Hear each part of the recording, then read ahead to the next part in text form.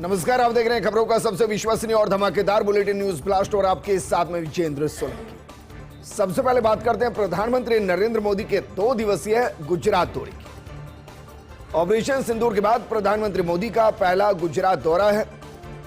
PM Modi ने आज वडोदरा में रोड शो किया। एयरपोर्ट से एयरफोर्स गेट तक सिंदूर सम्मान यात्रा निकाली गई। इस दौरान कर्नल सोफिया के परिवार ने प्रधानमंत्री मोदी का स्वागत किया। विंग कमांडर व्योमिका सिंह का परिवार भी मौजूद रहा। सोफिया व्योमिका सिंह के परिवार ने फूल बरसाकर स्वागत किया। सोफिया के पिता और भाई ने प्रधानमंत्री मोदी का अभिवादन स्वीकार किया। महिला सशक्तिकरण पर सोफिया की बहन शाइना ने प्रधानमंत्री मोदी की जमकर तारीफ की और ये नया भारत है जहां सब एक साथ मिलकर जीत का जश्न मनाते हैं और दुनिया को बताते हैं कि हिंदुस्तान बेशक आंतरिक मामलों में मतभेद रखता हो, लेकिन जब बात हिंदुस्तान की होगी तो सब एक साथ होंगे। और प्रधानमंत्री मोदी ऑपरेशन सिंदूर के बाद पहली बार गुजरात के 2 दिवसीय दौरे पर हैं। तो प्रधानमंत्री नरेंद्र मोदी 2 दिवसीय गुजरात के दौरे पर हैं। ऑपरेशन सिंदूर के बाद प्रधानमंत्री मोदी का पहला गुजरात दौरा और प्रधानमंत्री मोदी ने लोकोमोटिव प्लांट का दौरा किया।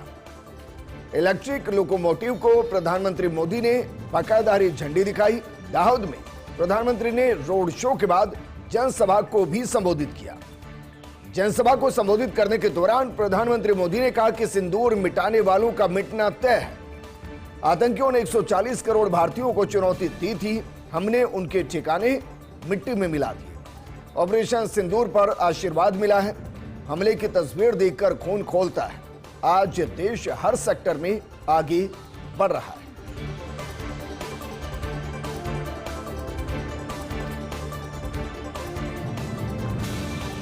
तो प्रधानमंत्री मोदी ने स्पष्ट नीति कही कि हम विकास भी करेंगे और आतंकियों का विनाश भी करेंगे और ये दोनों एक साथ चलता रहेगा। वहीं प्रधानमंत्री मोदी इस हफ्ते 6 दिन में 6 राज्यों का दौरा करेंगे। गुजरात, सिक्किम, पश्चिम बंगाल, यूपी, बिहार, मध्य प्रदेश जाएंगे प्रधानमंत्री मोदी। आज से 2 दिवसीय गुजरात दौरे पर हैं प्रधानमंत्री मोदी। इसके बाद 29 मई को सिक्किम और पश्चिम बंगाल का दौरा करेंगे प्रधानमंत्री मोदी। सिक्किम के स्वर्ण जयंती समारोह के अंदर प्रधानमंत्री मोदी शिरकत करेंगे। वहीं पश्चिम बंगाल के अलीपुर द्वार में जनसभा करेंगे प्रधानमंत्री मोदी। 30 मई को यूपी के कानपुर में जनसभा को संबोधित करेंगे और बिहार में पटना एयरपोर्ट के नए टर्मिनल का प्रधानमंत्री मोदी उद्घाटन करेंगे। वहीं 31 मई को मध्य प्रदेश के भोपाल जाएंगे प्रधानमंत्री मोदी। अहिल्याबाई होलकर की 300वीं जयंती समारोह का शुभारंभ करेंगे प्रधानमंत्री मोदी और पूरे इस वीक में 6 राज्यों का दौरा करेंगे।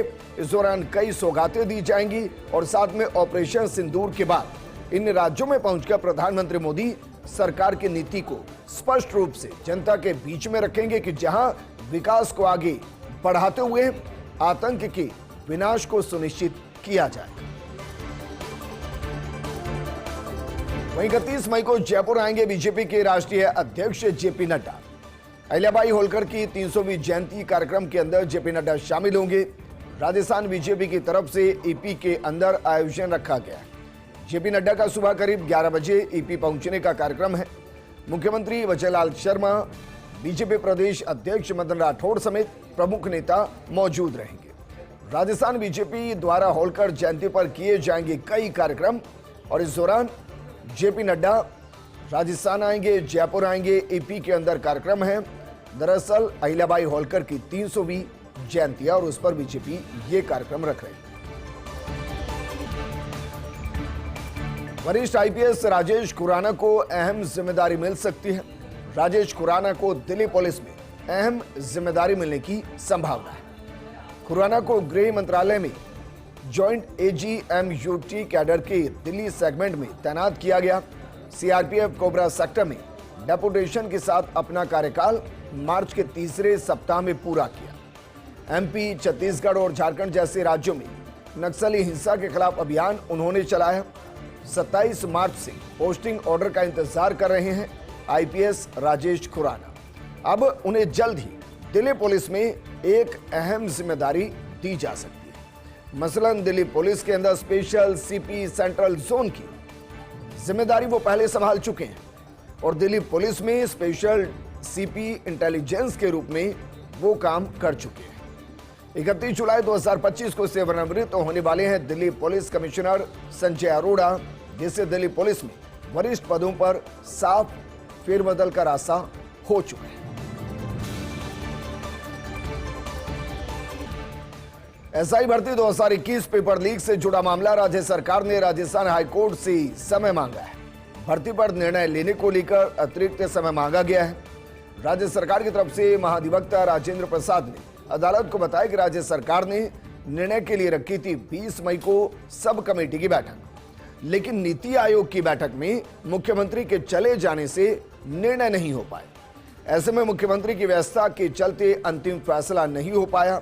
मुख्यमंत्री के दिल्ली जाने के चलते मामले में फैसला नहीं हो पाया। ऐसे में अदालत ने राज्य सरकार को 1 जुलाई तक का समय दिया है। हाईकोर्ट में जस्टिस समीर जैन की एकल पीठ ने आदेश दिया है और कैलाश चंद्र शर्मा और अन्य की याचिकाओं पर आदेश दिया गया है। याचिकाकर्ताओं की तरफ से एडवोकेट हरेंद्र नील ने पैरवी की।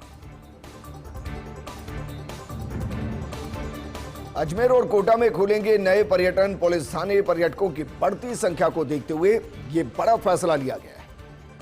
अजमेर और कोटा में प्रस्तावित है नए टूरिस्ट थानों की स्थापना से स्थानीय निगरानी को मजबूती मिलेगी। पर्यटक पुलिस बल की प्रत्यक्ष मौजूदगी से विश्वास भी बढ़ेगा। थाने में तैनात होंगे प्रशिक्षित सुरक्षा कर्मी और समन्वय अधिकारी। पर्यटन सीजन में निगरानी को नया आधार मिलेगा। लब को धोखाधड़ी और अव्यवस्था पर अंकुश लगेगा। प्रस्ताव को शीघ्र क्रियान्वयन में लाने की तैयारी की जा रही है और इससे देखिए ये भी फायदा होगा कि जो टूरिस्ट आएंगे अजमेर और कोटा, वहां उनकी सुरक्षा और ज्यादा मजबूत होगी, सर्विलांस और ज्यादा मजबूत होगा और इससे उनके यहां आने, सुरक्षित रहने और ये विश्वास न सिर्फ उनको वापस लेकर आएगा, बाकियों के बीच में ये संदेश भेजेगा कि आप राजस्थान जाइए, बेफिक्र होकर जाइए, वहां संभालने के लिए अलग से पर्यटन पुलिस थाने है।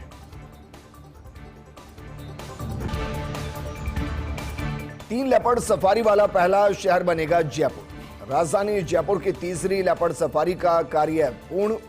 माइलाबाग और भीड़ पापड़ वन क्षेत्र में सफारी का कार्य पूर्ण हो गया। माइलाबाग क्षेत्र में सफारी ट्रैक, अन्य सुविधाओं का विकास किया गया है। तेजी से ग्रासलैंड विकसित किया गया है। विद्याधर नगर की तरफ से लेपर्ड सफारी में किया जा सकेगा प्रवेश। विश्व पर्यावरण दिवस पर 5 जून को लेपर्ड सफारी शुरू करने की योजना है। माइलाबाग से किशनबाग और एनबीपी से औधी रामसागर तक 2 रूट पर सफारी शुरू होगी। इससे पहले झालाना है, आमागढ़ है, वहां पहले से ही लेपर्ड सफारी चल रही है। नाहरगढ़ लेपर्ड सफारी 5240 हेक्टेयर क्षेत्र में तैयार की गई है। इसमें करीब 15 किलोमीटर का सफारी क्षेत्र होगा। पहले चरण में 10 सफारी वाहन पंजीकृत किए जा रहे हैं। रूट नंबर 1 किशनबाग से माइलाबाग, रूट नंबर 2 बायोलॉजिकल पार्क से औधी राम सागर, नाहरगढ़ से। वर्तमान में करीब 19 लेपर्ड ऐसे हैं जिनका नाहरगढ़ के अंदर विचरण है। झालाना आमागढ़ की बढ़ती लोकप्रियता के चलते तीसरे रिजर्व पर काम शुरू हुआ था। जयपुर शहर और उसकी पेरीफेरी में 150 से ज्यादा लेपर्ड्स का विचरण है और इसके लिए एक और सफारी का होना ये जयपुर के लिए सौभाग्य की बात है। गुजरात का प्रयोग अब हरियाणा और मध्य प्रदेश में भी लागू होगा। कांग्रेस हाईकमान अपने स्तर पर इन दोनों राज्यों में करेगा जिलाध्यक्षों की नियुक्ति। एआईसीसी और पीसीसी प्रवेशकों की नियुक्ति हुई। राजस्थान के कई नेताओं को बनाया गया है प्रवेशक। सांसद राहुल कसवा, भजनलाल जाटव, हरिश्चंद्र मीणा और मुरारी लाल मीणा को प्रदेश अध्यक्ष, माफ कीजिएगा, मध्य प्रदेश में प्रवेशक लगाया गया। वहीं रघु शर्मा, ममता भूपेश, रेहान रियाज को भी मध्य प्रदेश के अंदर जिम्मेदारी मिली है। रफी खान और जगदीश चंद्र जांगिड़ को हरियाणा में प्रवेशक लगाया गया है। ग्रीष्मावकाश में 39,000 मामलों की सुनवाई करेगा Supreme Court. CJI, BR Gavai सहित टॉप 5 न्यायाधीशों की बेंच इस सप्ताह रहेगी मौजूद। सुप्रीम कोर्ट में आज से 13 जुलाई तक रहेगा ग्रीष्म अवकाश, जिसे कोर्ट ने इस साल आंशिक कार्य दिवस घोषित किया है। CJI VR. Gavai, justice Suryakant, justice Vikram Nath, justice JK. Maheshwari और जस्टिस बी.वी. नागरत्ना की बेंच पहले सप्ताह रहेगी मौजूद। नई व्यवस्था के तहत सुप्रीम कोर्ट अवकाश में भी नियमित रूप से काम करेगा। 26 मई से 1 जून तक 5 बेंच, 2 जून से 8 जून तक 2 बेंच, 9 जून से 15 जून तक 3 बेंच, 16 जून से 22 जून तक 2 बेंच, 23 जून से 29 जून तक 5 बेंच, 30 जून से 6 जुलाई तक 2 बेंच, 7 जुलाई से 13 जुलाई तक 2 बेंच करेंगी प्रकरणों पर नियमित सुनवाई।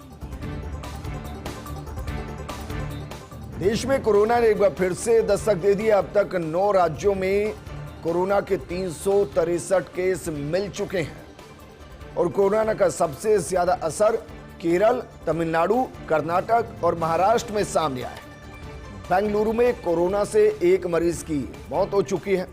उत्तर यूपी में 1, उत्तराखंड और हरियाणा में 3 मरीज मिले हैं। स्वास्थ्य मंत्रालय ने लोगों को सावधानी बरतने की सलाह दी है और सावधानी का मतलब एक बार फिर से अपनी जिंदगी में 2 गज की दूरी, मास्क है जरूरी और साथ में हाथों को सैनिटाइज करना। इसको एक बार फिर से अपनी आदत में डाल लीजिए, क्योंकि हम कोरोना को 2 बार हरा चुके हैं और इस बार उसे बुरी तरह से हरा कर दीजिए।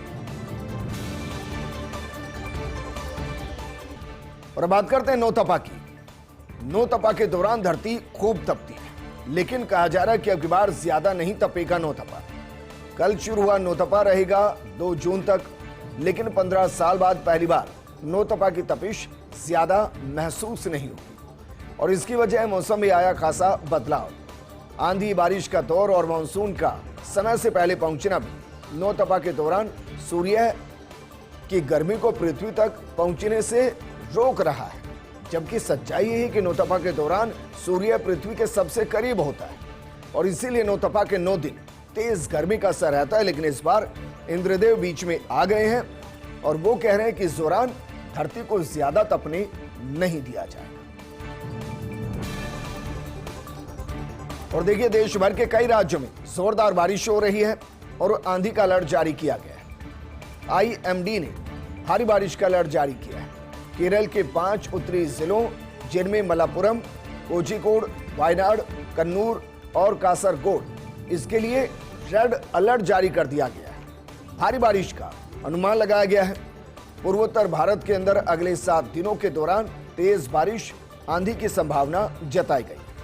मौसम विभाग के मुताबिक केरल, लक्षद्वीप, दक्षिण तटीय महाराष्ट्र, गुजरात क्षेत्र, दक्षिण पूर्वी राजस्थान, मध्य महाराष्ट्र, विदर्भ, नॉर्थ उत्तर प्रदेश, मेघालय, मणिपुर में तेज बारिश की संभावना है।